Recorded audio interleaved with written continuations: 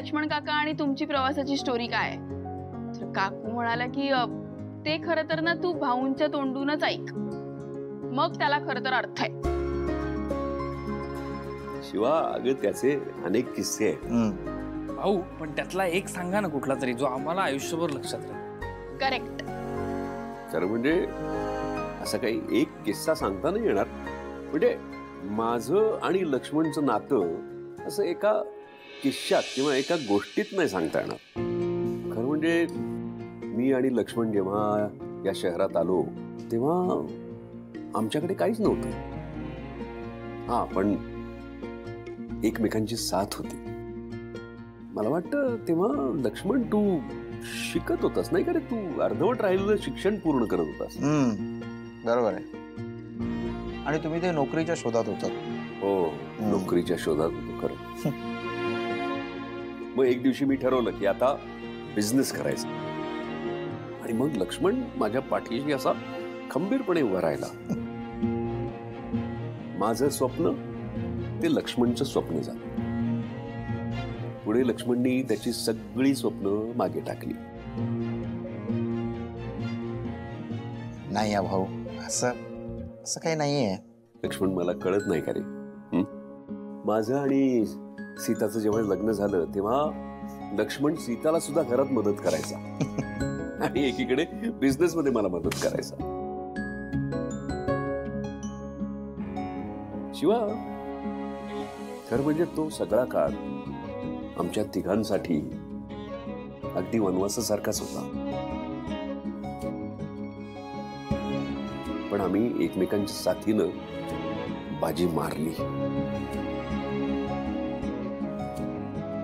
एकदा तर म्हणजे फॅक्टरी उभी राहणार होती आणि असं कळलं की कामगार माघार घेत आहेत.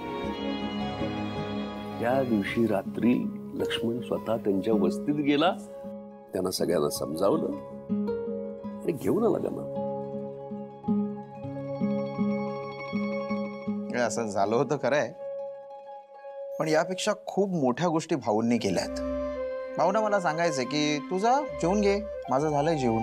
खरं तर भाऊने काहीच खाल्लेलं नसायचं. पाण्याचा एक घोट प्यायचे आणि तसेच उपाशी झोपायचे.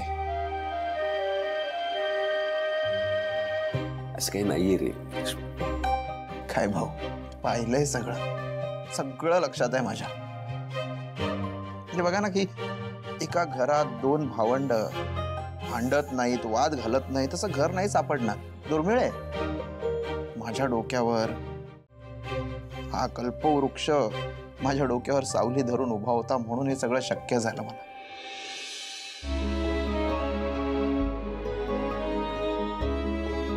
तुम्ही दोघांनी एकमेकांना खूप साथ दिली, म्हणूनच तर आज जे सगळं उभं आहे ते उभं आहे. त्यावेळी केलेले कष्ट आज फळाला आले म्हणायचे. खरंच तुम्हा दोघांकडनं एवढं आहे ना शिकण्यासारखं. त्यातलं थोडं जरी आम्हाला करता आलं ना तरी खूप आहे आमच्यासाठी. आणि कितीही संकट आली तरी नात्याला कसं धरून ठेवायचं हे सर्वात महत्वाचं शिकण्यासारखं आहे. भावंडांचं नातं हे असं असलं पाहिजे. बरं चला, आता तुम्ही प्रवास करून आलात, थोडा आराम करता का?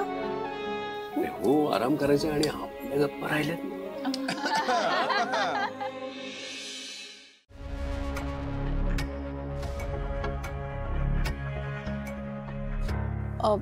दादा, जरा हॉर्न द्या.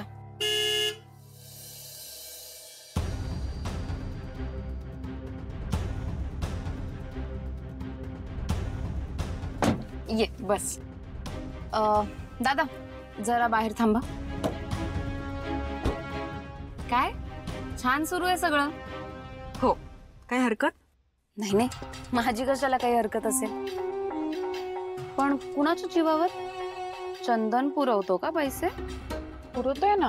आणि आता मी पण निघाले जॉब शोधायला. काय जॉब करणार आहेस? म्हणजे ती रोजची दगदग आणि हे सगळं तुला झेपणार आहे का? हा, पण मला कुठे खरंच जॉब करायचंय. म्हणजे मी फक्त दाखवणार आहे चंदनला आणि त्याच्याकडून पैसे घेणार आहे. अगं, त्यापेक्षा मी काय सांगते ते कर ना. कीर्ती, मी तुला सांगितलंय मला तुला मदत करण्यात काही इंटरेस्ट नाही. लुट्टूपुट्टूच्या लढाया खेळतात तू आणि तुझा नवरा. त्यात तू तुझी जी अवस्था करून घेतली आहे ना ती मला करून घ्यायची नाहीये. आणि मला नाही वाटत की तू कधी जिंकू शकणार आहेस. दिव्या नाही हा. हो, झोमलं का? हे बघ, मी काय सांगते ना ते ऐक. हे बघ, कसं आहे ना, आता तुला पैसे मिळत आहेत, पण कधी ना कधी चंदन तुला विचारेलच ना की जॉब लागला का, मग तेव्हा काय करणार आहेस? जॉब शोधणार आहेस, जाणार आहेस जॉब करायला. आणि मला नाही वाटत तुला हे सगळं झेपेल. काय ना, तुला ह्या सगळ्यावर एक परमनंट उपाय शोधावा लागणार आहे. आणि तो तुझ्याकडे आहे असं म्हणायचंय का तुला? अगं हो, अर्थात आहे माझ्याकडे, पण त्याआधी ना आपल्याला युती करावी लागेल. कीर्ती, ऑप्शन नाहीये तुझ्याकडे. आणि जर आपण युती केली तर त्याचा खूप मोठा मोबदला मिळेल तुला. मला नकोयत बाबा तुझे पैसे.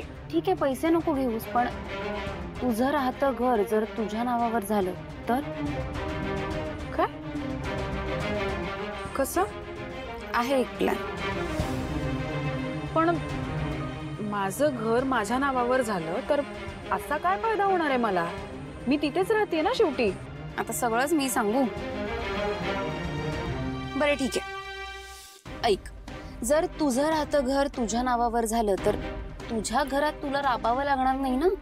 आणि तिथे जी सगळी लोक राहतात त्या सगळ्यांना तुला मुठीत धरता येईल. कळतंय? आता फार विचार करू नको, सगळं फायदा तुझाच आहे. जर तू आणि मी एकत्र आलो तर दोन्ही घरात फूट पाडून आपलं राज्य आणू शकतो. कळतंय ना?